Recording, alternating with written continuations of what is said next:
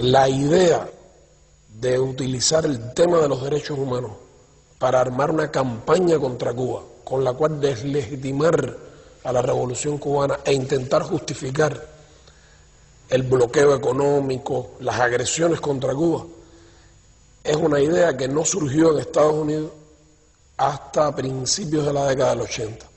Está en el documento de Santa Fe, aquella plataforma política ultra reaccionaria con la cual el presidente Reagan ganó la elección. Allí se dice, debemos usar este tema contra Cuba.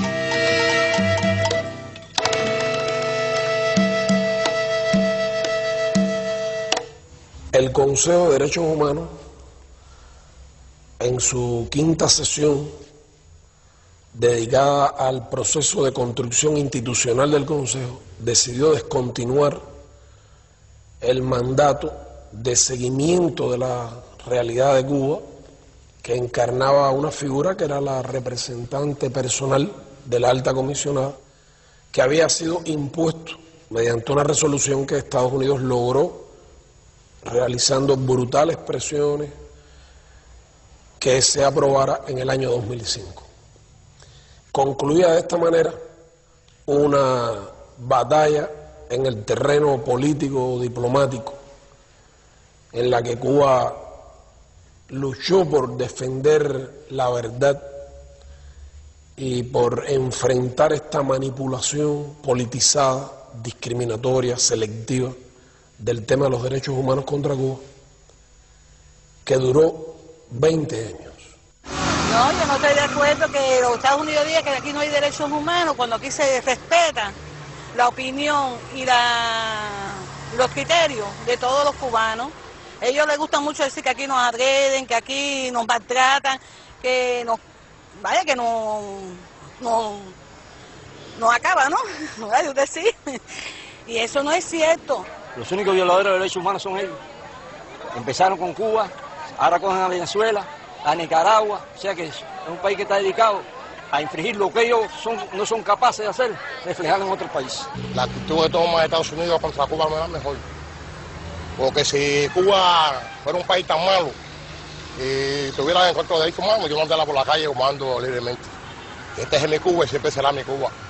Sin embargo, yo no entiendo cómo un asesino como Carriles esté libremente y sin embargo están hablando de derechos humanos, cuando ellos no son los que tienen derechos humanos. Derechos humanos tenemos nosotros. Dar libertad para niños, para el extranjero y para todo el que viene aquí a nuestra tierra. Bueno, yo lo único que sería que vivieran en un país como el nuestro, que vengan a vivir acá y se den cuenta, que nos visiten. Decirles, es para la demostración está aquí, que vengan a vivir o que vengan a visitarnos y lo vuelvan a contratar con su vivencia aquí en Cuba. Estamos felices, no te preocupes. Gracias.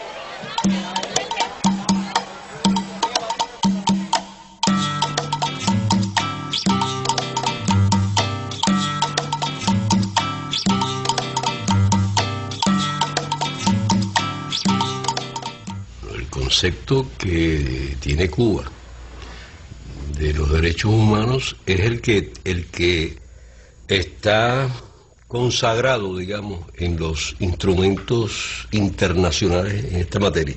En el lenguaje de Naciones Unidas se habla de por lo menos 3 grandes grupos de derechos humanos: los derechos civiles y políticos, los económicos, sociales y culturales, y los que algunos llaman derechos de la tercera generación, donde está incluido el derecho a la paz, al desarrollo, a la protección del medio ambiente, etcétera. Son muchos los derechos, no es uno u otro que usted pueda escoger.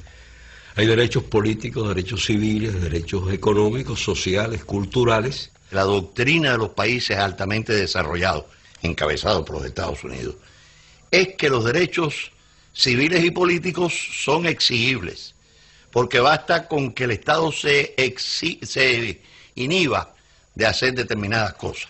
No matar, no abrir la correspondencia, no torturar, etc.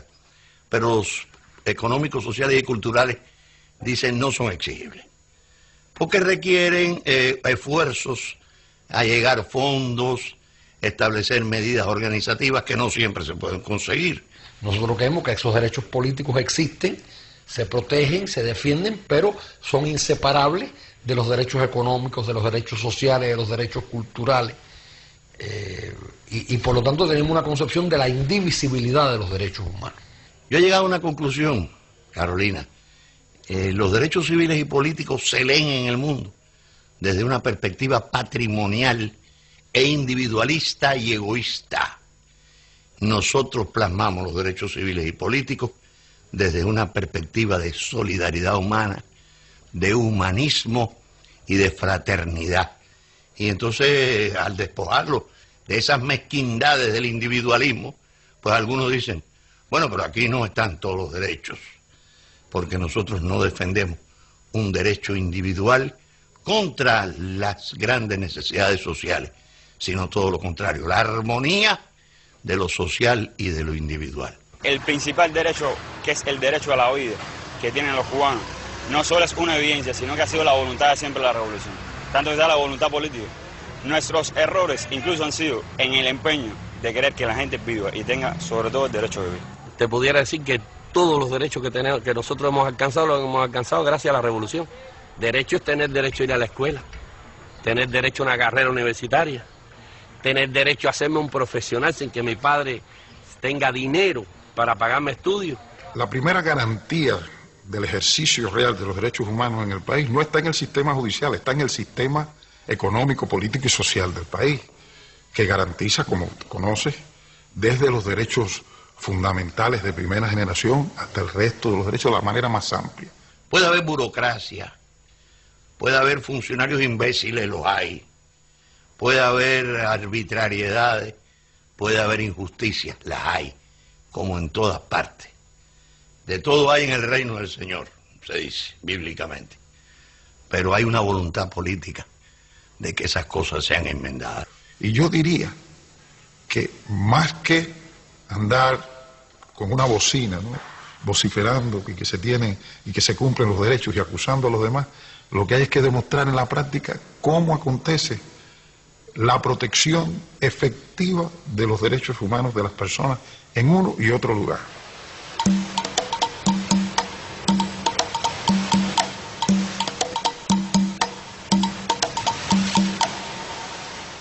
No hay escrito en ningún lugar, ni está acordado en ningún foro de Naciones Unidas cuál es el modelo de democracia. Todo lo contrario, lo que está acordado por la comunidad internacional es que cada pueblo tiene derecho a la libre determinación y a escoger su sistema político y a proveer su desarrollo económico, social y cultural. Eso es lo que ha proclamado Naciones Unidas sobre el tema. Cuba, coherente con eso, con esos principios, reconoce el derecho de otros pueblos a escoger su sistema, pero reclama para sí el mismo respeto. El Estado es el ente principal de la toma de las decisiones políticas. Está descrito en el artículo 1 de la Constitución, pero no es el único que interviene en la toma de las decisiones políticas. Hay un sistema político en el país. Ese sistema político tiene una vanguardia ideológica, una dirección política que está plasmada en el artículo 1 de la Constitución, como el Partido Comunista de Cuba. Vanguardia organizada de la sociedad cubana, un partido organizado según el principio martiano, con todos y para el bien de todos. ¿Qué quiere decir esto? Esto quiere decir que este Estado es de todos y es para todos, para los que creen en el socialismo y para los que no creen en el socialismo, para los buenos, para los malos y para los regulares, para nuestros delincuentes. Nosotros tenemos delincuentes también. El Estado cubano también es de ellos, se responsabiliza con ellos. No metemos la cabeza en el hueco como el avestruz, son nuestros delincuentes. Es el Estado con todos y para el bien de todos. ¿Dónde dice que para que haya democracia tiene que haber un sistema multipartidista? Eso no está escrito en ningún documento de Naciones Unidas, eso no ha sido acordado. Bueno, el que quiere tener un sistema multipartidista, lo tenga. Pero tener un sistema multipartidista no implica tener democracia, porque democracia es la participación real del pueblo en los asuntos públicos, en la toma de las decisiones. Esa cosa de que democracia tenga que ser existencia de varios partidos, o sea, de varias camarillas organizadas que suplantan la voluntad popular, ese es un invento yanqui. ¿Cuántos partidos existen en Estados Unidos? Dice Michael Moore que en Estados Unidos debieran unirse el Partido Demócrata y el Partido Republicano, que representan al 20% de la sociedad y es el que gobierna en ese país. El sistema norteamericano es la negación de la democracia, la negación de la participación de la gente en el gobierno. Yo creo que es engañoso a veces ese falso pluralismo, ¿no? Porque cuando tú ves, hay muchos partidos para una sola clase ejerciendo todos los poderes. También se habla de la división de poderes, pero todos esos poderes que supuestamente están divididos los tienen las personas que pertenecen a la misma clase. En el caso de Cuba, que haya un solo partido que reúna, que sume a todos los patriotas, no es un invento nuestro, lo inventó José Martí. Lo creó en 1892. Martí planteaba que el Partido Revolucionario Cubano era el pueblo cubano para de alguna forma unida lograr la independencia de Cuba. Y esa unidad que era necesaria para alcanzar la independencia de España a finales del siglo XIX es la misma unidad que es necesaria para enfrentar precisamente la política de Estados Unidos contra Cuba. Entonces, ese partido es el que ha conducido este país hasta aquí, y solo cesará ese partido cuando este pueblo no esté de acuerdo con él. Pero este pueblo ha elegido vivir con ese solo partido y vivir bajo el socialismo. Eso es una realidad. Cuando este pueblo decida que no sea así, lo cambiará.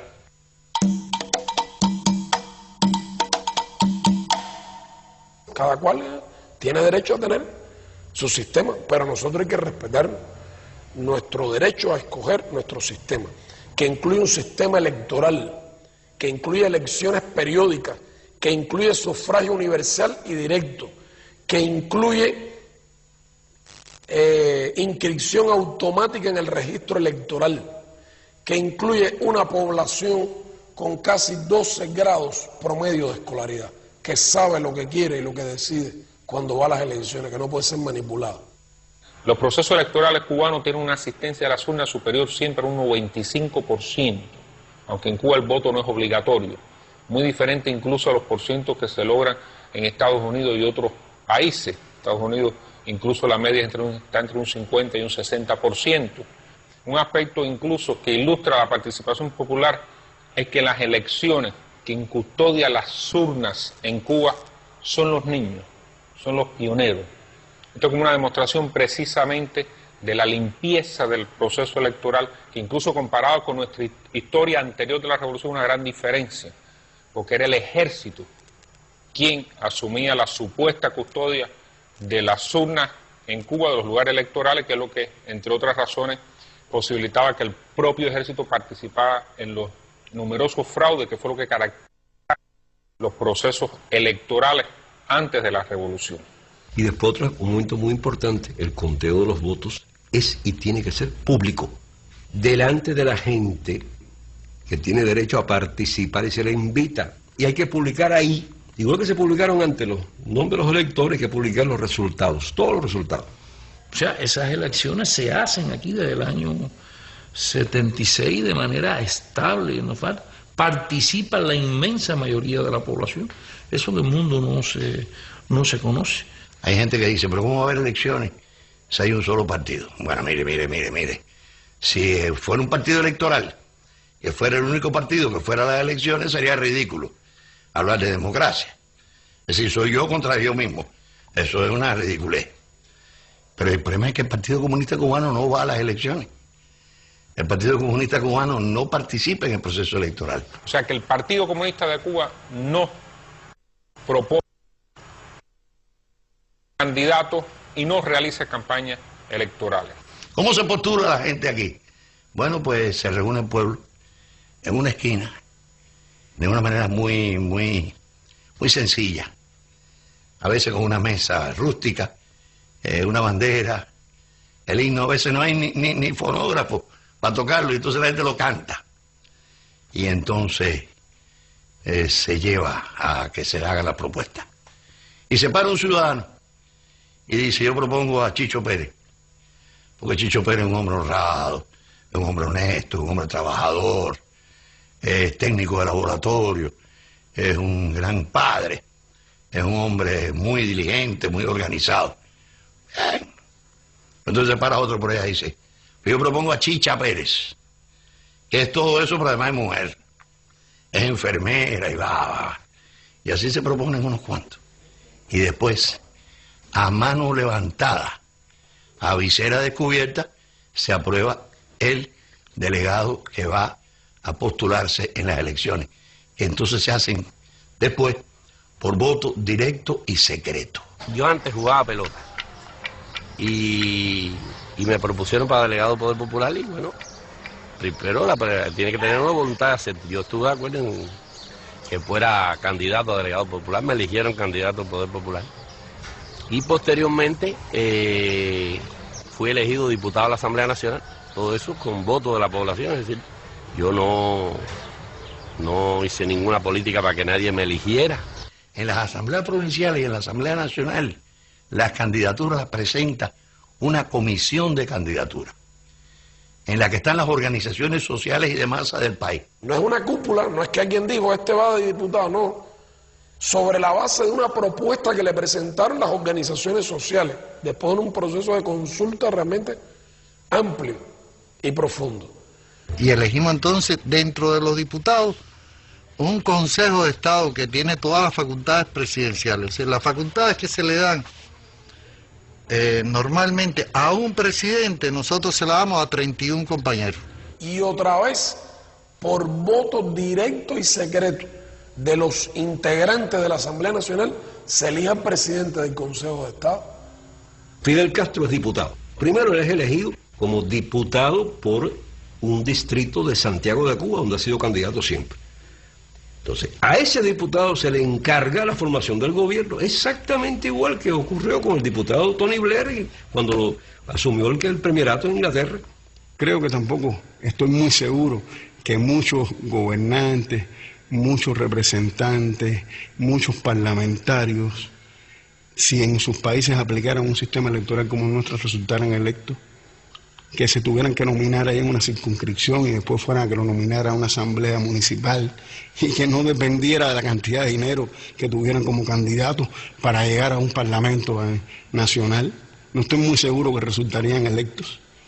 Si su apoyo y la cantidad de votos dependiera que lo eligieran en la circunscripción donde vive y después votaran secreto allí por él sin publicidad, ¿cuántos gobiernos se mantendrían en pie? Es preguntas que hay que hacerse, creo, y cuestionamientos que deben realmente tenerse en cuenta a la hora de juzgar a Cuba.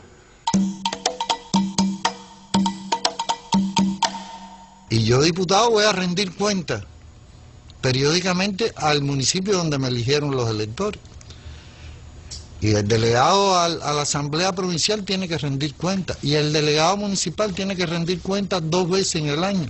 El ciudadano participa primero en discutir las cosas que el delegado le viene a informar respecto a la política del Estado, en qué se puede trabajar, porque hay que decir que uno va a la Asamblea de Rendición de Cuentas como delegado y uno rinde cuenta de su gestión ante los electores, pero sobre todo uno tiene que llevarle a las personas lo que el Estado es posible realizar en esos periodos de 6 meses que son las asambleas de rendición de cuentas, y que no es posible, hay que explicarle, bueno, mira, eso no puede ser ahora por esto y por eso, pero vamos a hacer otra cosa. Hay que decir que aquí se ha estado siempre participando y haciendo cosas en favor de la población. Un diputado, un delegado a una asamblea municipal, quienes lo eligieron lo pueden revocar. No es lo que ocurre, que lo eligen para un cargo y ya hasta que termine el mandato el hombre puede hacer ahí los desmanes mayores, pero no hay cómo sacarlo. En Cuba hay un procedimiento para eso. Y el pueblo lo sabe, y el pueblo participa. Este es el cuarto proceso de rendición de cuentas de este mandato. Estuvimos hablando de un grupo de cosas que, bueno, que nos interesaron, estuvimos intercambiando sobre un grupo de temas, y bueno, por estos temas voy a empezar yo en este momento. Las asambleas son a nivel de una cantidad de electores que están alrededor de 40, 60, 120. Viven en una misma área y saben los problemas que hay en el área donde ellos viven. Por tanto, ella primero cuenta todo lo que se ha hecho desde que se hizo la anterior asamblea, las cosas que se han resuelto, las que están en camino todavía, porque hay problemas que planteamos que, bueno, son de más largo plazo. Y bueno, nosotros plantear nuevamente los que estén todavía, los problemas que todavía hay y otros nuevos. Han habido algunas dificultades en algunos lugares que hemos detectado, incluso indisciplina de los trabajadores comunales. Cuando hay un problema, por ejemplo, de la empresa eléctrica, se convoca por la delegada al director de la electricidad. Tiene que venir aquí a darle una explicación o una solución al problema. O venir ya con la solución, porque a veces el planteamiento se anticipa y ella lo conoce y lo tramita. Y cuando viene a la asamblea ya prácticamente se resolvió. Hay muchos espacios donde yo puedo plantear mi criterio, y no es solo la asamblea, porque bueno, la asamblea es para el vecindario, pero en la escuela, en la universidad, hay asambleas en el comité de base de la juventud, de la Unión de Jóvenes Comunistas, a la cual pertenezco, y entonces también tengo otro espacio ahí para poder hablar. Tengo un espacio en la FEU, que es la Federación Estudiantil Universitaria, a la que también pertenezco, y es otro espacio distinto de la UJC, y también puedo plantearlo. Si tú quieres hablar algo, ve para allí y no te pongas después en la esquina a hablar y a decir que hay un problema, no, tienes que ir allí, venir aquí y decirlo aquí. Y la gente viene. El espacio nunca falta. Para hablar nunca falta el espacio.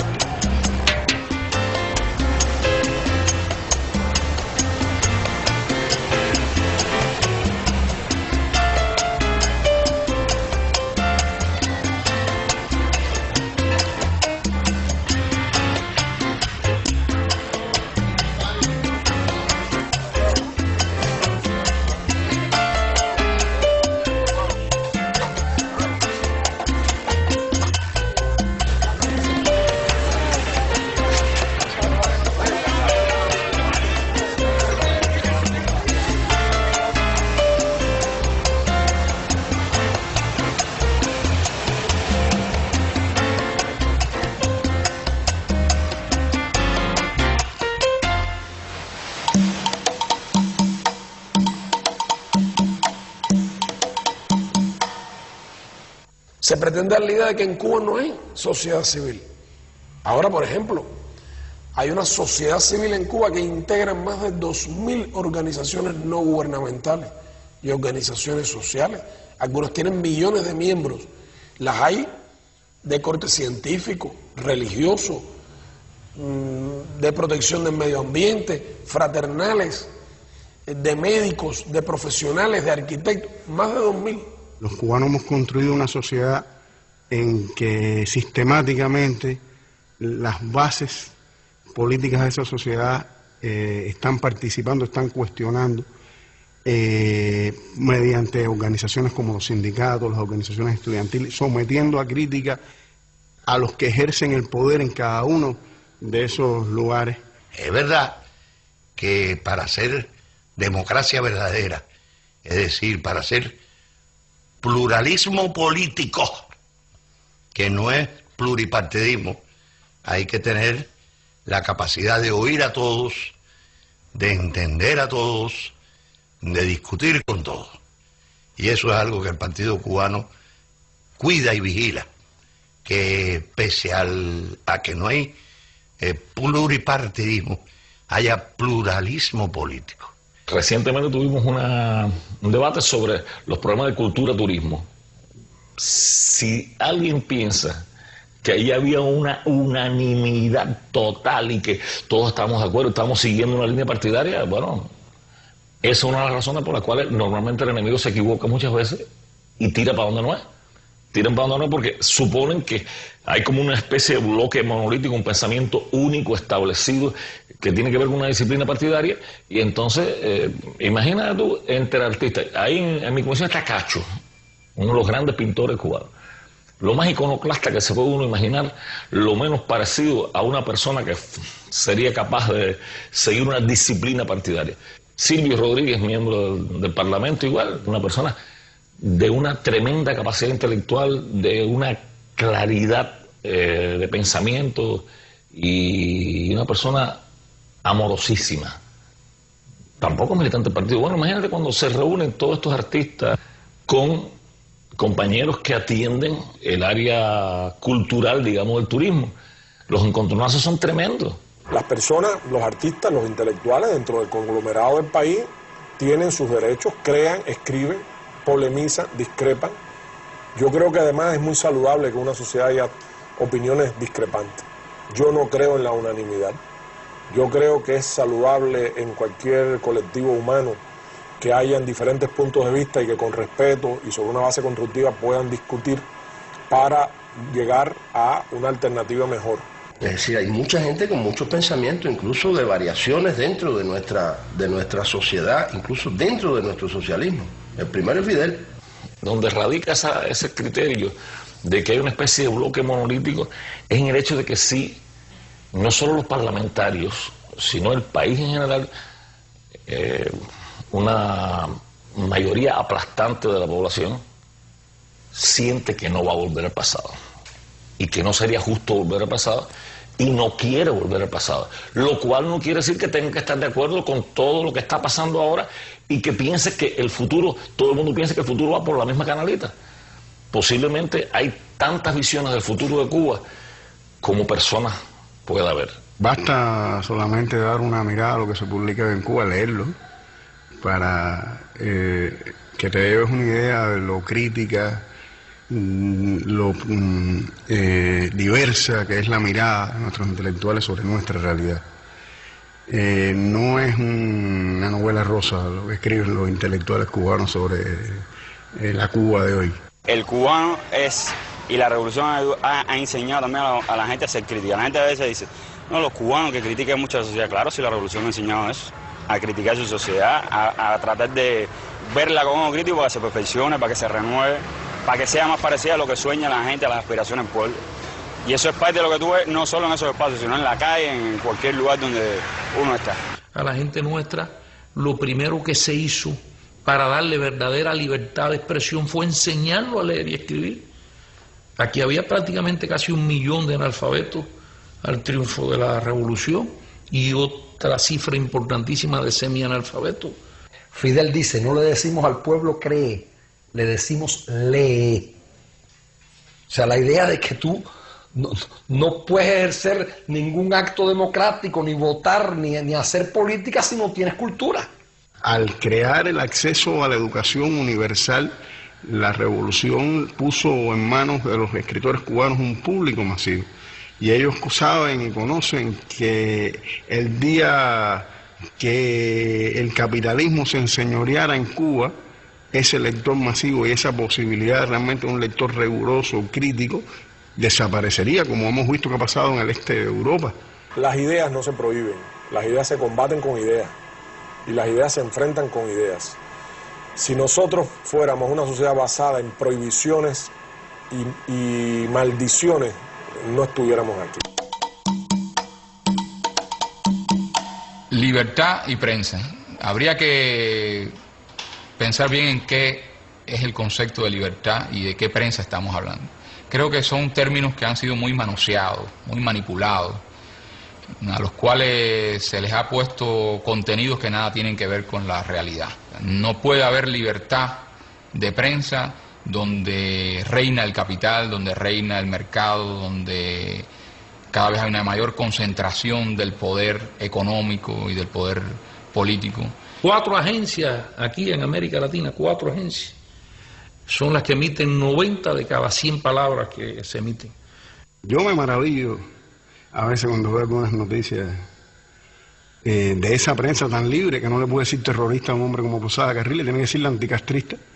Es tan libre que no puede usar las palabras adecuadas. Ese no es un terrorista, ese es un militante anticastrista. No existe un solo periódico, no existe una agencia de prensa sola que le pueda decir terrorista a esa persona. Tienen un problema serio con los diccionarios, con la semántica, tienen un problema serio con el significado de las palabras, ¿no? Igual que han convertido la guerra en sinónimo de terrorismo y el terrorismo en sinónimo de guerra. La guerra de los poderosos es guerra, la guerra de los pobres es terrorismo. Son libres para decir mentiras, libres para decir infamia. Tienen una total libertad para la infamia. En nuestra patria la prensa no es una propiedad privada de nadie en particular. Esa propiedad está repartida entre los sindicatos, entre la juventud. Posiblemente tuvieras en el periódico Juventud Rebelde, ese es el periódico de los jóvenes cubanos. El partido tiene también su periódico, las mujeres tienen su periódico, los científicos tienen su periódico, los estudiantes tienen su periódico. Es decir, la propiedad aquí está bien repartida. Cuando los del norte y toda la mafia norteamericana empezaron a preparar maletas pensando que esto se derrumbaba y pensando que íbamos a cerrar la sociedad nuestra más, como ellos dicen, que la cerramos más, no, todo lo contrario. Nosotros abrimos más emisoras de radio, que en aquel momento teníamos 55, hoy te puedo decir que tenemos 90 emisoras de radio. Si en aquel momento nosotros transmitíamos alrededor de 350.000 horas, hoy transmitimos casi 600.000 horas de radio al año.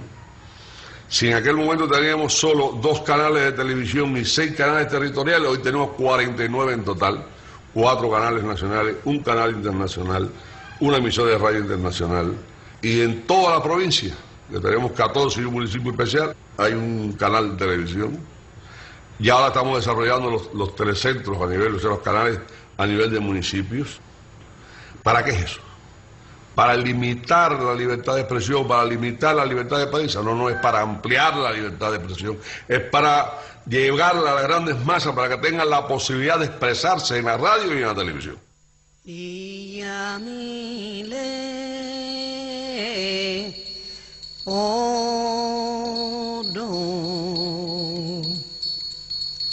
Nuestra Carta Magna, en su artículo 8, plantea que el Estado reconoce, garantiza la libertad religiosa en nuestro país. Pero en distintos artículos se da a conocer en esa propia Constitución que el cubano tiene derecho a creer o a no creer, o a creer y cambiar de creencia si lo estima necesario.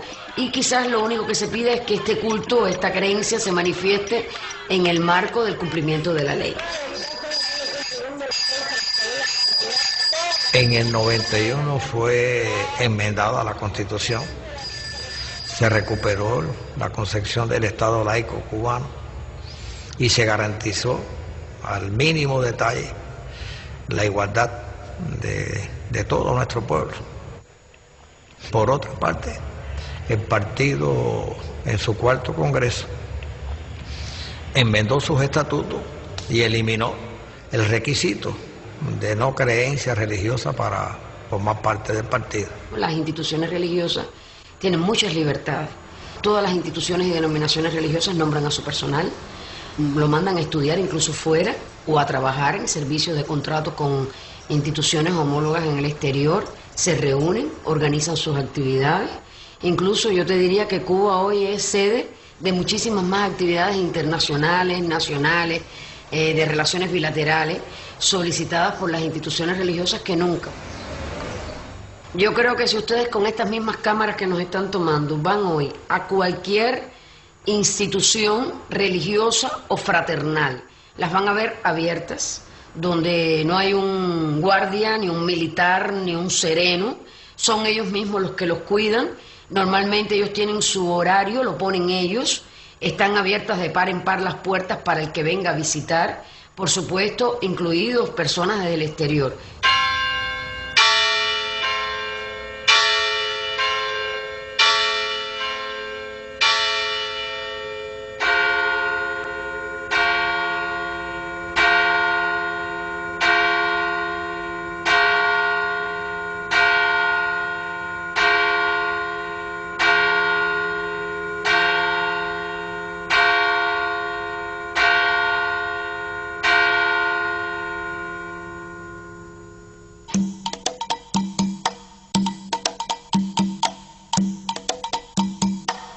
Estados Unidos también convirtió el tema migratorio en un terreno para la batalla contra Cuba, contra la revolución cubana. De manera que la política migratoria de ellos a Cuba ha estado politizada, ha estado dirigida a los mismos fines y colabora como mismo el bloqueo, como mismo el terrorismo, como mismo las acciones subversivas, al mismo objetivo de derrocar a la revolución cubana. Si hay un tema manipulado, torcido y retorcido por la propaganda norteamericana, es el de la inmigración. Y por lo tanto existe una ley cuyo objetivo final es promover la emigración desde Cuba, la emigración ilegal, para poder utilizarla con fines de propaganda. Estados Unidos es el único país del mundo con dos leyes migratorias, la general y la ley de ajuste cubano. La ley de ajuste cubano fue firmada por el presidente Johnson en 1966. Establece que todo cubano que llegue a territorio norteamericano, independientemente de la manera en que lo haga, aunque llegara después de haber asesinado, secuestrando aviones, secuestrando barcos, tiene derecho a que al cabo de un año y un día de estar en territorio norteamericano se le conceda de manera automática la residencia permanente en los Estados Unidos. No hay una ley de ajuste argentino, ni brasileño, ni venezolano, ni nicaragüense. No se atreverían a hacerlo porque sería inundado el país por inmigrantes y en este momento la onda más bien es anti-inmigrante. Entonces hay personas que van a la sección de interés y no le dan la visa, se la niegan. Pero si asaltan un barco o un avión y lo obligan a ir a Estados Unidos, llegan a ir a la tarjeta verde. Al mismo tiempo que ellos les negaron la entrada. Entonces, conduces a la violencia, al crimen. Y, desgraciadamente también a personas que pierdan la vida. Ha proliferado además el contrabando humano, lanchas rápidas que vienen de Estados Unidos, le cobran $10,000 por persona a las familias allá para llevarles desde aquí a un familiar. Son contrabandistas de personas. Muchas veces tienen accidentes. Además, pero con otro agravante. Ese es el país que corta las comunicaciones aéreas con Cuba. Hacia Estados Unidos hubo años en que fueron 30,000 cubanos que viven en Cuba de visita a ver a su familia y regresar. Bush prohibió esos viajes. Pero no es Cuba, no es Cuba quien lo impide, es el gobierno de los Estados Unidos. Podrían ir los cubanos de visita allá afuera.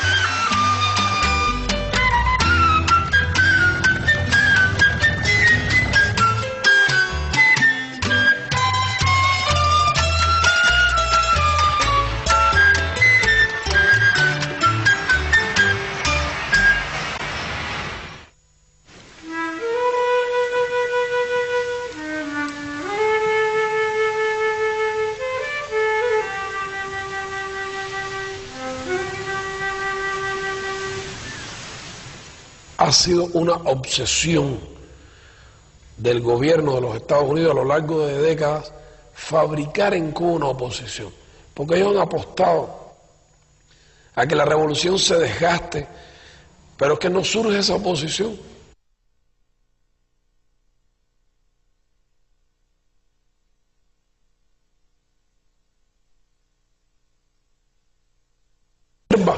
No ha cometido esos errores que le hubieran hecho perder el apoyo del pueblo, por un lado. Y segundo, porque lo que en el exterior se trata de presentar como una oposición interna en Cuba son vulgares mercenarios fabricados por Estados Unidos, que no tienen en Cuba ninguna autoridad, porque todo el mundo sabe que reciben el dinero de los Estados Unidos.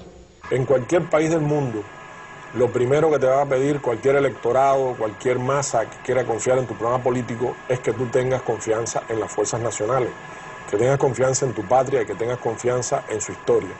Si tú estás asalariadamente al servicio de una potencia extranjera, que además es hostil a tu pueblo y que es la causante de sufrimientos sin fin, entonces es una posición éticamente muy reprobable.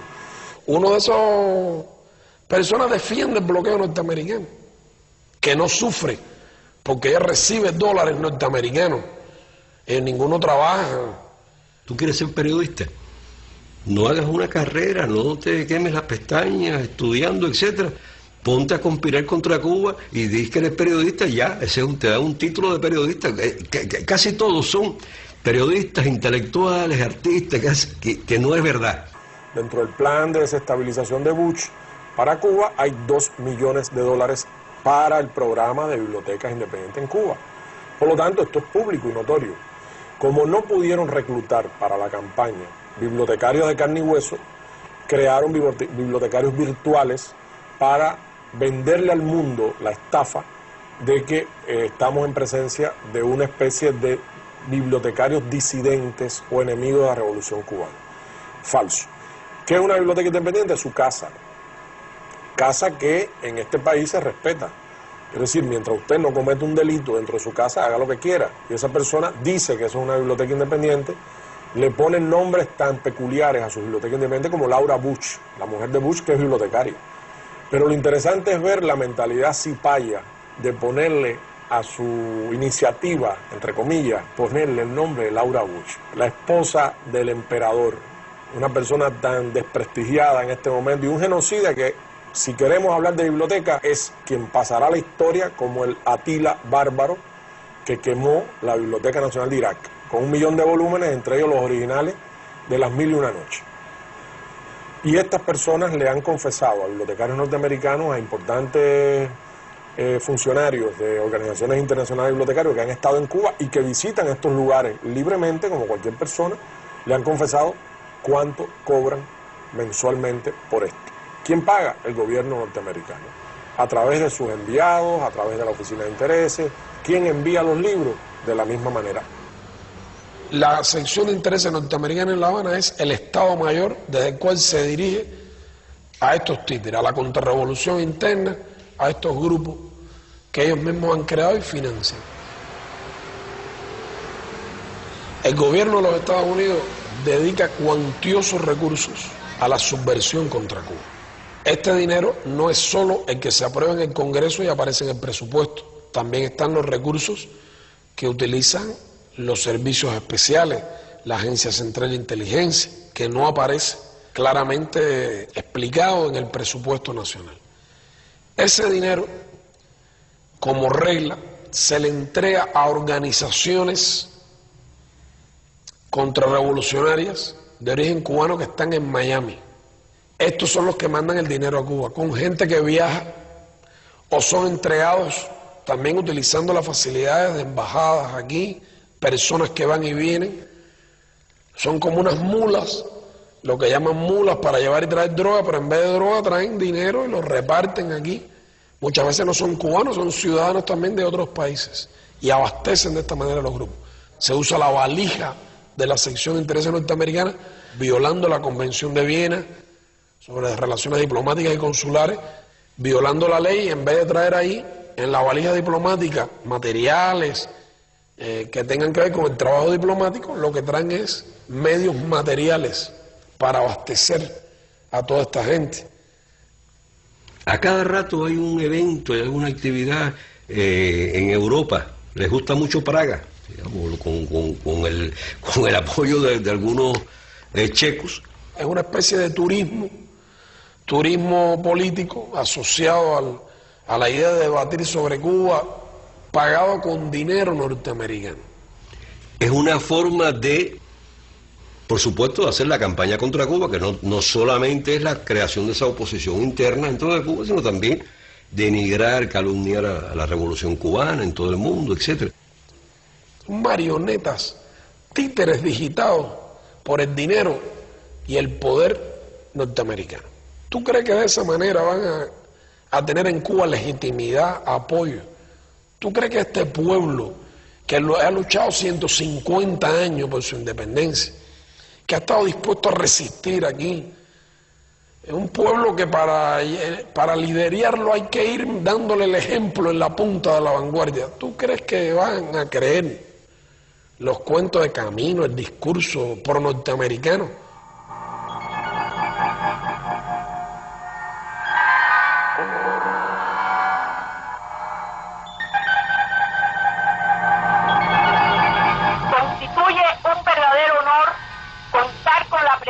De diplomáticos extranjeros acreditados en nuestra patria, de otros huéspedes distinguidos que nos han honrado al concurrir a este evento. Y el gobierno de los Estados Unidos no ha dado un centavo aquí para nada, y quiero que quede claro. Nosotros tenemos que agradecer en grande la ayuda de nuestros hermanos en el exilio, la ayuda del gobierno americano. Esto ha sido posible gracias a ellos, gracias a que nos han ayudado para poder sufrir todos los gastos de nuestros hermanos y todo el local que se encuentra aquí. Nosotros agradecemos la colaboración que nos han brindado la prensa extranjera, la cooperación de la Oficina de Intereses. Eso tenemos que agradecerlo mucho, la participación del hermano del señor Kenzo. Y el gobierno de los Estados Unidos no ha dado un centavo aquí para nada, y quiero que quede claro las palabras del señor presidente de los Estados Unidos hacia nosotros. Tengo el siguiente mensaje para los que se congregan hoy para protestar por la represión en Cuba. Durante su lucha por la libertad de su país, el pueblo de los Estados Unidos está de su lado. En toda Cuba, muchos de ustedes toman la decisión de salir de la sombra de la represión. Ayudamos a las organizaciones a proteger a los disidentes y promover los derechos humanos. Trabajamos para garantizar que el pueblo de Cuba oiga la voz clara de la verdad por medio de Radio y TV Martí. Y estamos trabajando para evitar que el régimen represivo se aproveche de las divisas de los turistas y los envíos a cubanos. No aguardamos por el Día de la Libertad de Cuba. Trabajamos para el Día de la Libertad de Cuba. Cuba será libre pronto. Gracias. Y que Dios los bendiga.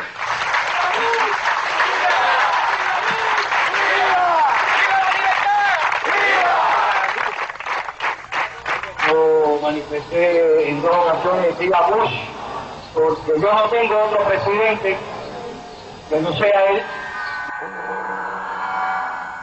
No hay en Cuba nadie en prisión por haber dicho una opinión distinta e incluso contraria al gobierno, a las ideas de la revolución.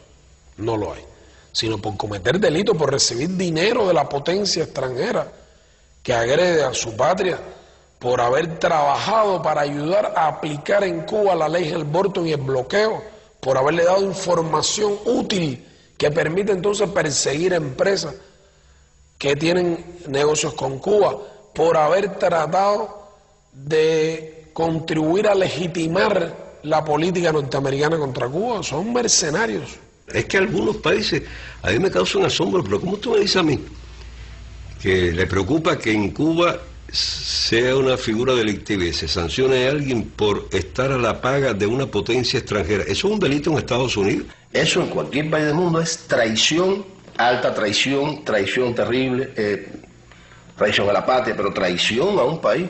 Sencillamente eso no se permite en ninguna sociedad. O sea, eso está penalizado fuertemente en Estados Unidos. Entonces, lo que él no admite, él quiere que tú lo admitas, y si tú no lo admites, eres violador de los derechos humanos.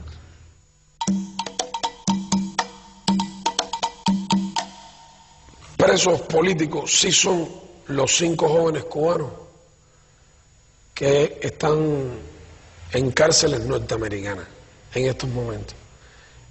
Estos sí son presos políticos, acusados injustamente, condenados en juicios sin ninguna garantía y sometidos a tratos inhumanos y degradantes en las cárceles donde hoy cumplen sus condenas. El caso de los 5 es un caso en el que el sistema judicial de los Estados Unidos está siendo utilizado para encauzar una razón política.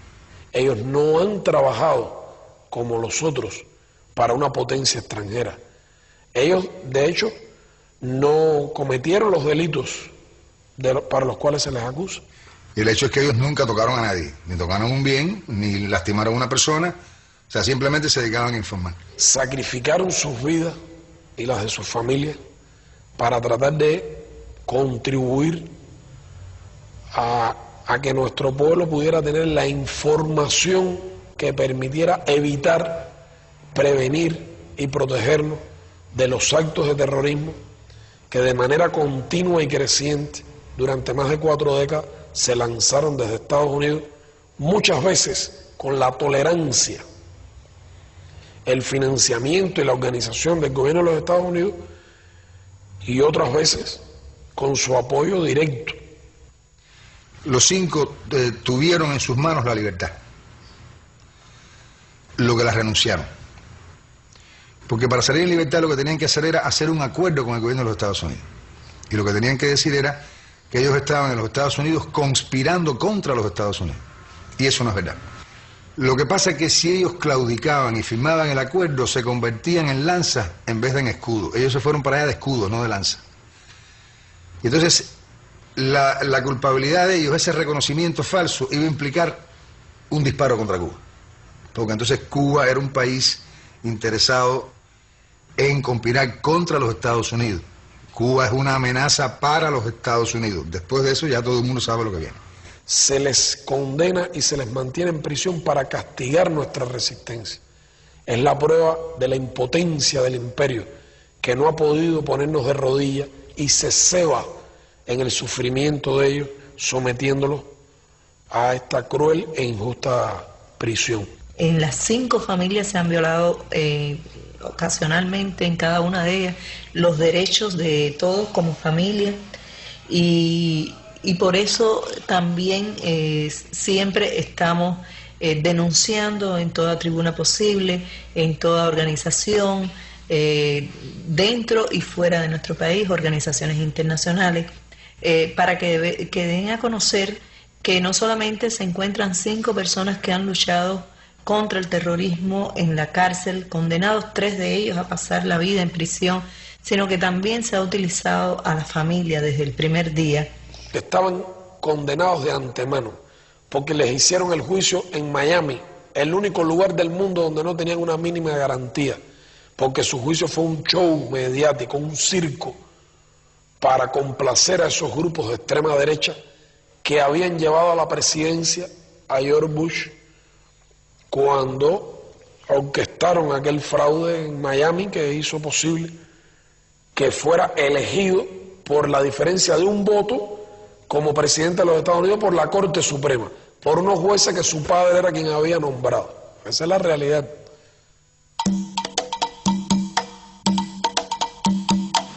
Es conocido que en Miami se refugia desde el triunfo de la revolución personas que han querido destruir el proceso revolucionario, donde resaltan 2 personas, Orlando Bosch y Posada Carril, realmente asesinos por naturaleza. Estando en una fiesta, Posada Carril manifiesta: ahora vamos a volar un avión cubano, y Orlando tiene los detalles. Hay un oficial del FBI que informa al gobierno norteamericano sobre la manifestación de Posada Carriles y el gobierno norteamericano no alertó a Cuba sobre los hechos. Aquí Civil Cubana 455, requested immediately. ¡Cierra la puerta! Cubana 455, for emergency, on standby. ¡Eso es peor! ¡Pégate abajo, Fabio! ¡Pégate abajo!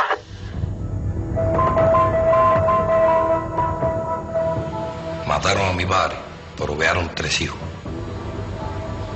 Mataron a mi padre, pero quedan 8 nietos. Yo hoy le dijera al gobierno norteamericano que no perdiera más su tiempo, porque no vamos a ceder ni un tantico así en esta revolución.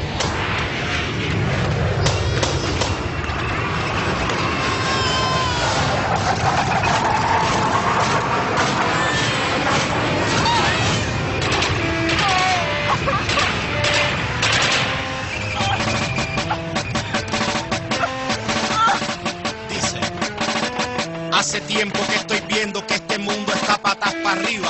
La gente paga con su sangre el precio de la vida. Los niños lloran porque el hambriento no tiene salida y mueren bajo el fuego de la tierra prometida. Los ricos dividiendo a cañonazos el planeta con la supremacía blanca a punta de escopeta, atacando bastiones, religiones y profetas en nombre de una paz con metralleta. Y están televisando lo que pasa, están llevando el odio a los rincones de tu casa. Están haciendo un show con el abuso y la matanza. Están midiendo el rating criminal de la venganza. Ahora que el mundo ha cambiado, que los asesinos quieren a la gente. Ahora que están atacando a los niños con bombas más inteligentes. Ahora que corre la sangre en nombre de la paz. Ahora que hay fuego amigo. Ahora que dice la tele que todos los pobres somos enemigos. Di que no. La guerra no puede seguir. Di que no. Los niños no deben morir. Di que no. No a la guerra, hermano, juntando nuestras manos, soñemos con el porvenir. Yo pensé que era Nintendo aquello que yo estaba viendo en la pantalla de mi panda. La gente estaba muriendo, vi un indigente llorando y un presidente mintiendo. La guerra comenzando, vi par de bombas cayendo, continentes protestando, policías reprimiendo, la bolsa tambaleando y el petróleo va subiendo. Vi un terrorista gozando y 5 jóvenes sufriendo. Todo un pueblo luchando, pero otro pueblo muriendo. Vi los ojos de aquel niño que las tropas han matado por estar en el momento y el lugar equivocado. Di que no, y ponte en 3 y 2 con toda esa gente que quieren llenar el tanque sacrificando a inocentes. Di que no, porque el chamaco tuyo puede ser el que salió en primera plana esta mañana muerto de balas. Di que no, la guerra no puede seguir. Di que no. Los niños no deben morir. Di que no. No a la guerra, hermano, juntando nuestras manos, soñemos con el porvenir. Di que no. Di que no. Di que no.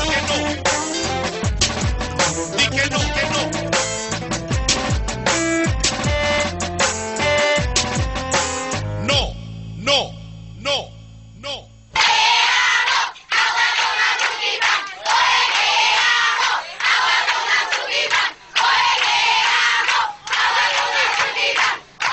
El enemigo apuesta a la idea de que las generaciones que vienen detrás de la generación que hizo la revolución las van a lograr corromper, engañar, dividir, se van a cansar, no van a tener la misma fortaleza de espíritu para seguir sacrificándose con tal de defender esos ideales. Y yo te digo que se van a coger el dedo con la puerta, se van a equivocar, se equivocan si subestiman el enorme nivel de apoyo que las ideas de la revolución tienen en las generaciones más jóvenes de nuestro país.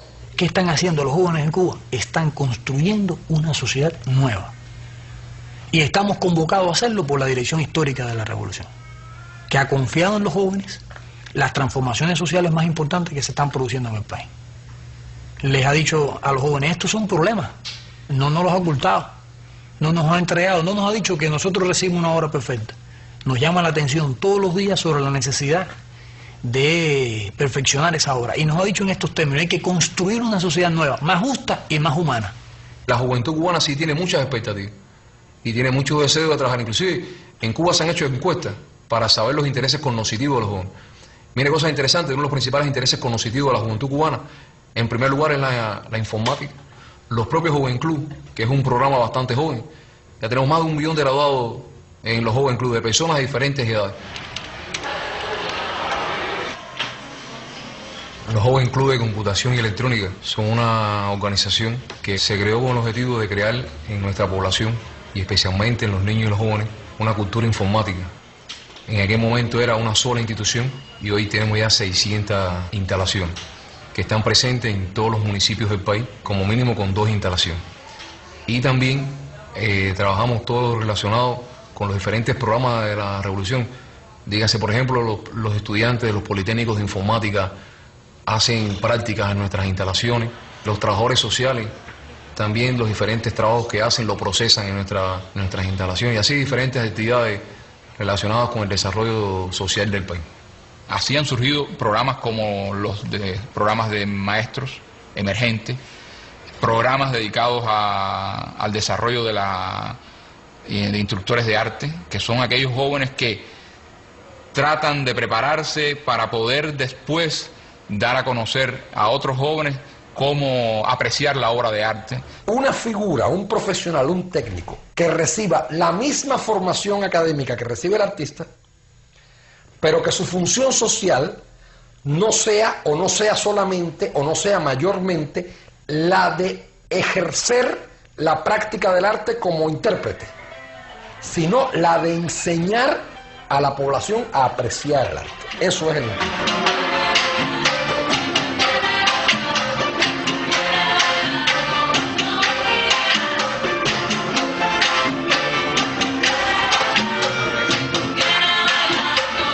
Hay 15 escuelas de instructores, una en cada provincia, una en la Isla de la Juventud. Es el mismo concepto, en cualquier lugar se puedan formar. Las 15 escuelas de instructores tienen una matrícula de 16.000 estudiantes. Se están graduando 4.000 instructores por año. O sea, se garantiza, y cada vez más, el libre o relativamente fácil acceso a los bienes, un amplio acceso a los servicios y sobre todo un acceso masivo al conocimiento, a la apreciación. Y de esas mismas, pudiéramos decir, bases, parte entonces el acceso a la práctica artística, de manera que cada persona tenga la oportunidad.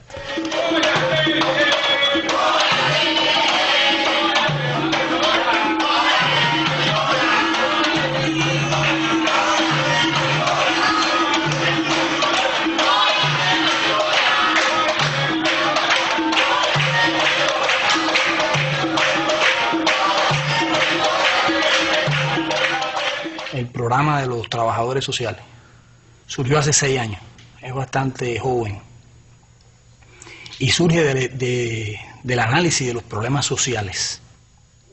En 6 años se han formado ya casi 42.000 trabajadores sociales, un ejército de jóvenes, tienen como edad promedio 22 años, a la vez de realizar tareas del trabajo social propiamente, se superan, estudian una carrera universitaria, la que ellos escogen, y están presentes hoy en las prisiones, en los barrios, atendiendo diversas problemáticas sociales. Cuando se crea la batalla de ideas, fue muy bueno porque se insertó este trabajo en la presencia de los trabajadores sociales.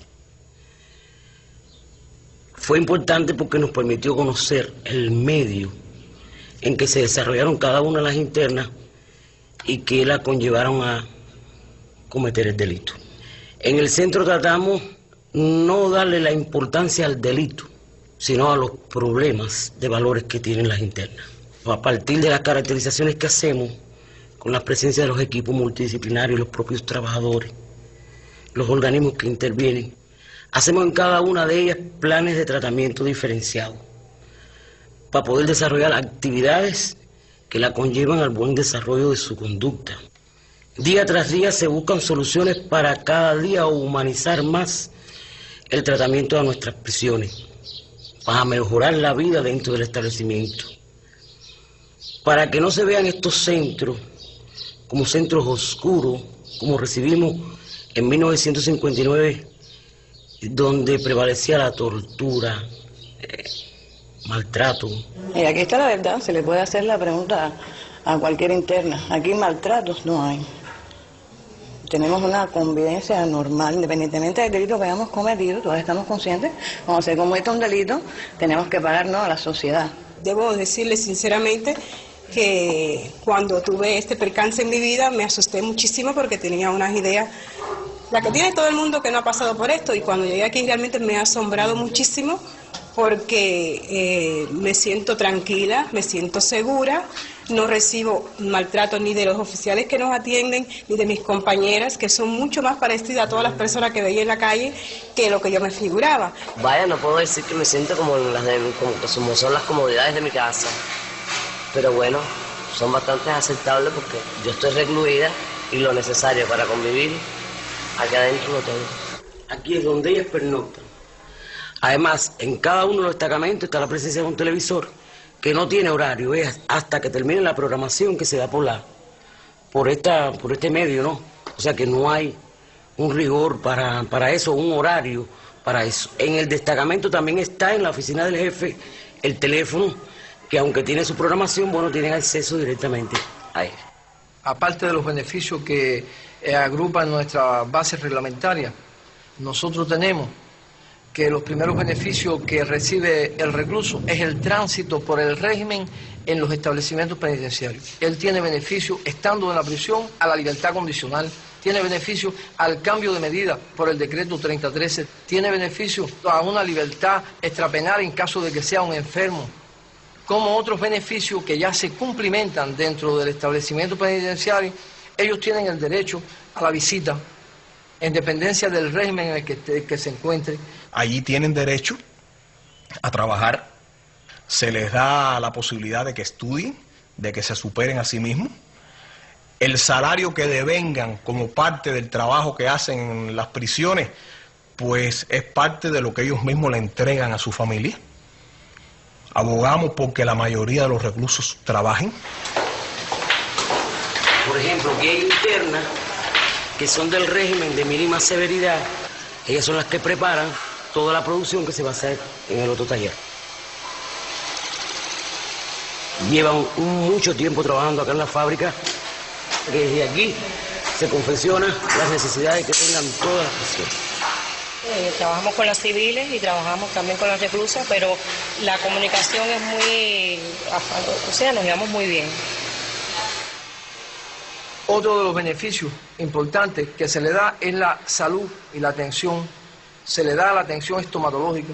Este es un hospital que surge en el año 76, ubicado dentro de una unidad penitenciaria de máxima seguridad, que desde su inicio aparece con una misión importante, es decir, brindar la asistencia médica y estomatológica especializada a todos los reclusos de la nación. Es decir, nosotros tenemos 12 salas de hospitalización, una unidad quirúrgica con 3 salones de operaciones con muy buenas condiciones, con una sala de recuperación y una terapia intensiva de 12 camas. Se trabaja con mucha profundidad en el PAMI, un programa materno-infantil que funciona con ayuda de salud provincial con muy buenos resultados. ¿Cómo funciona el programa Educa a tu Hijo? Bueno, especialistas en la materia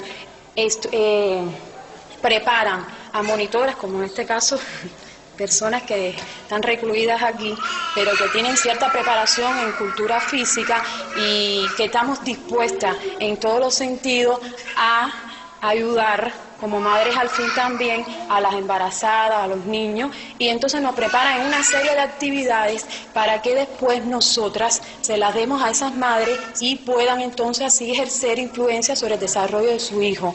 Aquí nos tratan muy bien y a los niños también.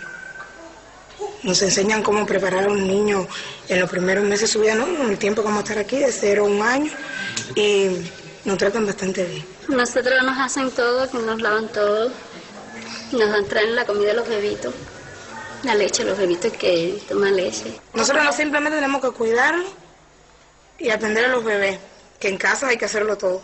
Pero no nos pasamos todo el día con los bebitos. Nos dan actividades con los bebitos también.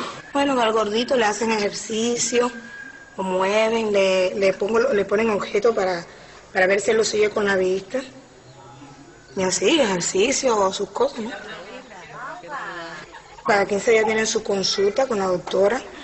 Lo atienden muy bien, están pendientes si tiene un catarrito, si tiene cualquier cosa. Con los niños no tenemos quejas de ningún tipo. Yo pienso que ellos están muy bien tratados. Mira, no ves qué gordito. Cuando se estudia por dentro quiénes van a parar las prisiones y vemos como la causa fundamental es los problemas sociales, las desigualdades, que falla la educación. Y entonces nos hemos planteado en serio ese asunto. Y para que sean universidades realmente, donde se aprenda, donde se eduque. El Ministerio de Educación tiene una escuela en nuestro centro, una escuela que se llama Batalla de Ideas, y tiene 12 profesores que hacen vida aquí constante, diario, como un trabajador más civil de educación.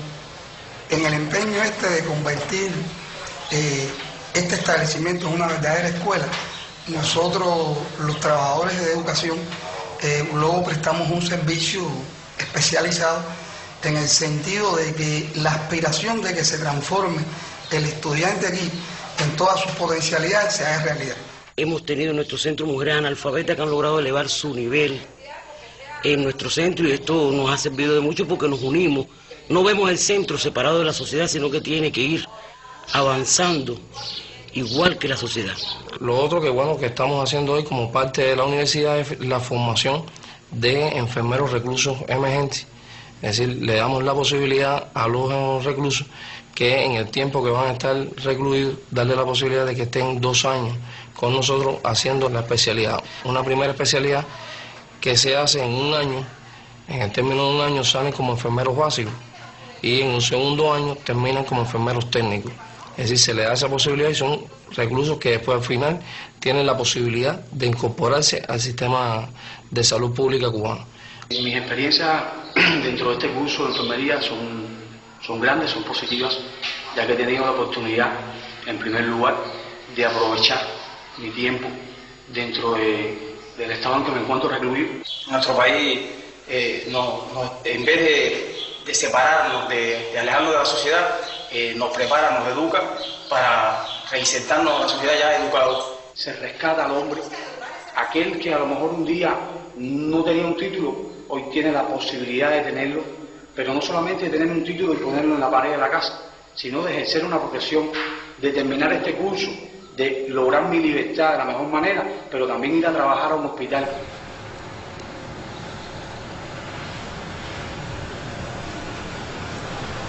Le habla el mayor Alejandro Valdés Pozo, director del Centro Experimental de Jóvenes de San Francisco de Paula, proyecto que inicia sus acciones en octubre del 2001 con la idea de transformar el tratamiento que hasta en ese momento se venía realizando con la población penal joven.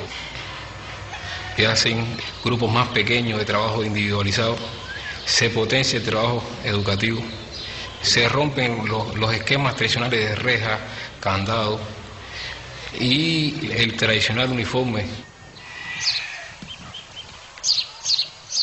Estas son las oficinas de los jefes de grupo y educadores, que bueno, donde ellos llenan todos los papeles nosotros, los expedientes y demás. Seguidamente a las oficinas están los cubículos, los primeros cubículos del dormitorio, donde estamos ubicados por grupo con nivel escolar, y aquí donde vivimos, donde dormimos, donde tenemos nuestras pertenencias, o sea, donde realizamos las actividades dentro del dormitorio.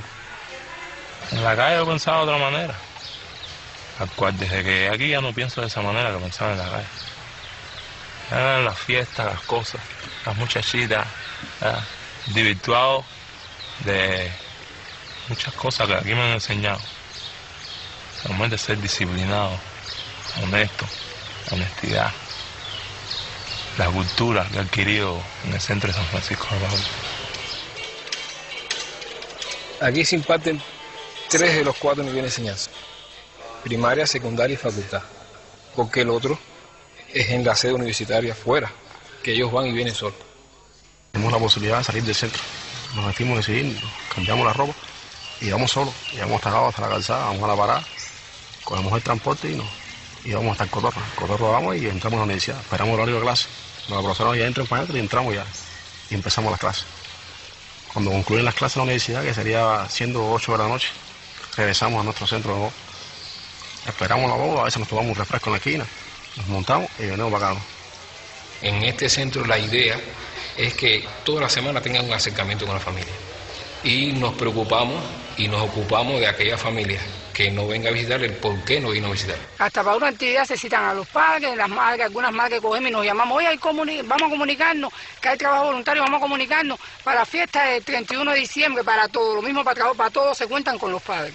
Todo, aquí nada se puede mover sin contar con los padres. Vaya, los padres somos como unos internos más aquí con los hijos de nosotros. Ellos participan activamente en todas las actividades de la comunidad, incluso actividades deportivas. Estoy hablando de festivales deportivos. Ellos participan en torneos de béisbol, en torneos de fútbol. De manera que formen parte de la comunidad donde estamos y creando en ellos hábitos de convivencia, que es lo que potencia nuestro país. Quisiera seguir estudiando. Y eso es un propósito que me lo tengo yo y lo voy a lograr. Seguir estudiando para ser una persona en la vida. Hay un pensamiento de nuestro héroe nacional que dice: se ha de tener fe en lo mejor del hombre y desconfiar de lo peor de él. Hay que dar ocasión a lo mejor para que prevalezca sobre lo peor, si no lo peor prevalece. Quien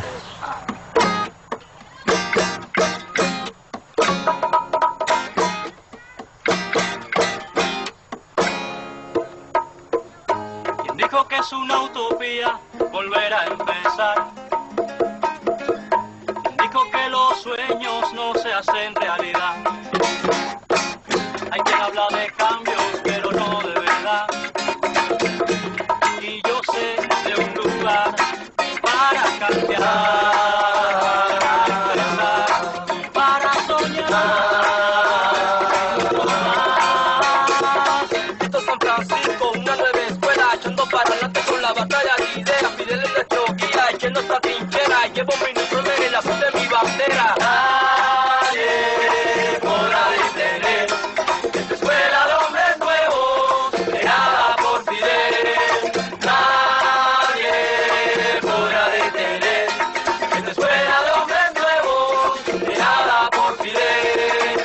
Y voy ganando la partida, mientras la historia se descorre de mi piel. Y voy construyendo otra vida sobre el cimiento y las ideas de Fidel,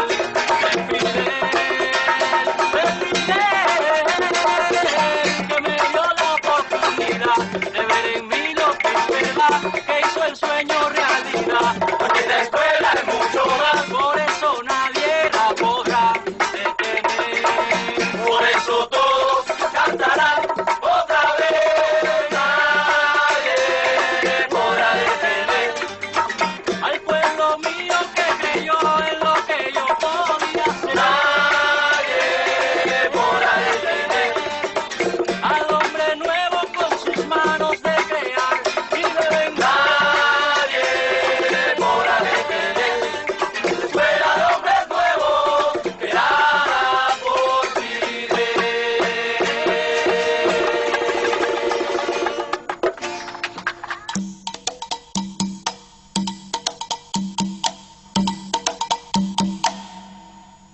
Cuba cuenta con un plan de acción nacional para la atención a las personas con discapacidad.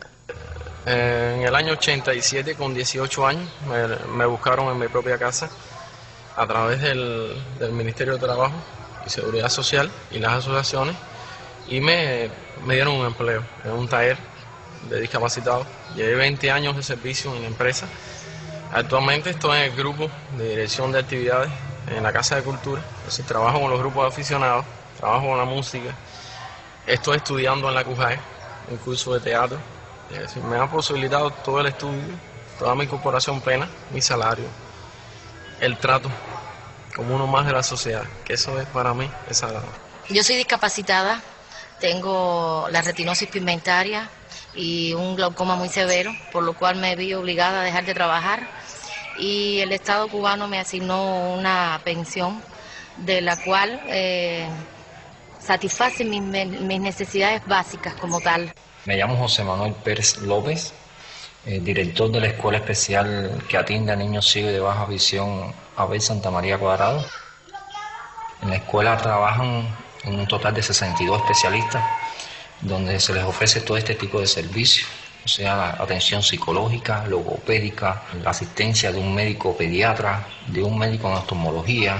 Se le da atención por especialistas en orientación y movilidad, por especialistas en rehabilitación visual, además de también algunas otras especialidades, como en el caso de la educación física, deporte, educación musical, computación, o sea, que complementan toda la formación integral que requiere cualquier tipo de persona, pero mucho más estos niños con deficiencias visuales. Lo ayudan a uno a ver el problema de una manera diferente, de todo lo que ellos pueden lograr, de que ellos pueden aprender a leer y escribir, a hacer algo en un futuro, a valerse por sí mismos. Y bueno, me orientaron mucho, eso es fundamental para los padres. Las niñas que tú y yo, pero también más... Yo soy del campo, lejos, entonces, ¿qué más ayuda de esto? Porque en la enseñanza general no lo pudiera haber tenido, no pudiera haber estado estudiado, ¿no? Porque aquí hay otras formas de enseñar, más dedicación de los profesores, es diferente. ¿Quién está al lado mío, papá? ¿Quién está al lado tuyo? Papá. ¿Qué papá? Yo. Papá es director. Papi, dígame. No, el director no está aquí. No, ¿tú cuál papá entonces? Eso es una cámara de televisión. A ver la cámara. Eso que estás tocando ahí. A ver. Ay, fírmame. ¿Te están filmando? ¿Por dónde es? Por ahí. A ver. ¿Cómo se aprieta? No, pero tú no puedes andar en la cámara, porque si no, no sale en el televisor. Firma, mamá. Ay, yo quiero ver a mamá por ahí. ¿A qué mamá tú quieres ver por ahí? A mamá Rosita. Ah, ¿tú quieres ver a mamá Rosita por el televisor? Sí. Pero Rosita no está aquí. Rosita te va a ver a ti. ¿Usted está tranquilito ahí filmando? Sí. Yo no lo veo filmando. Está filmando. Ah, mire, yo no lo siento, discúlpeme. Pero dale, continúa. Yo no lo siento. Para mí como que actúa normal como los demás, que nunca llega a ser, pero bueno, uno lo ve así. Como que a veces está entre un grupo de niños y se le olvida que es ciego a uno mismo, y a veces me digo, caramba, sí lo es, pero bueno, puede relacionarse con los demás niños, puede jugar, puede leer, puede escribir. También tenemos algunos tratamientos especiales en los programas de los servicios sociales que se brindan a algunas madres que tienen hijos con discapacidades severas. Cuando nació le diagnosticaron un retraso mental profundo, pero ya como usted ve es casi moderado, entrenable. O sea, ¿por qué? Por la relación social, los paseos, el medio, las personas, porque bueno, la integración social. Y aquí está Rosita también, una niña linda, una niña que está muy limitada motoramente, no puede hacer nada con sus manos, con sus pies. Aún mira su cabeza, su sostén es débil, pero muy motivada, muy integrada a la sociedad. Estuvo en la Escuela Especial Solidaridad con Panamá de Niños Discapacitados. Aprendió muchas cosas, aprendió incluso a leer por letra, cuenta, coopera mucho, ve televisión, su comprensión se ha desarrollado intelectualmente, ella ha ido mejorando. Y yo trabajaba y por supuesto Vladi nació y tuve que dejar de trabajar. Entonces me sentía mal porque bueno, mi esposo trabaja, pero bueno, no es la misma independencia. Ahora yo en estos momentos le digo a mi esposo que la que mantiene la casa soy yo. Porque comparado el salario de mi esposo con el mío, yo en estos momentos recibo 635 pesos. 635 pesos ganamos Vlad y yo, somos el gran sueldo de la casa. Independientemente, los medicamentos me lo dan gratuito. Y ella también es una niña pensionada, ella cobra 300 pesos mensual, o sea que ella cuando vamos al lugar, ella tiene su dinero, ella también tiene su economía, ella tiene independencia también. Ella pide el dinero. Ella pide para el pelo, para la ceja, para la manicure, para que le compre las cosas, ella lo pide todo. Ella va a la tienda y escoge su ropita, dame esto, cómprame lo otro. O sea que ella, y mucho amor, mucho cariño, como ustedes ven, todo para ellos, en función de ellos, e integrarlo cada día más a la sociedad. Al principio uno se siente muy deprimido con ellos, porque bueno, tú piensas que las personas la rechazan, pero al final no. Como tú la integras, todo el mundo la acoge de la misma forma.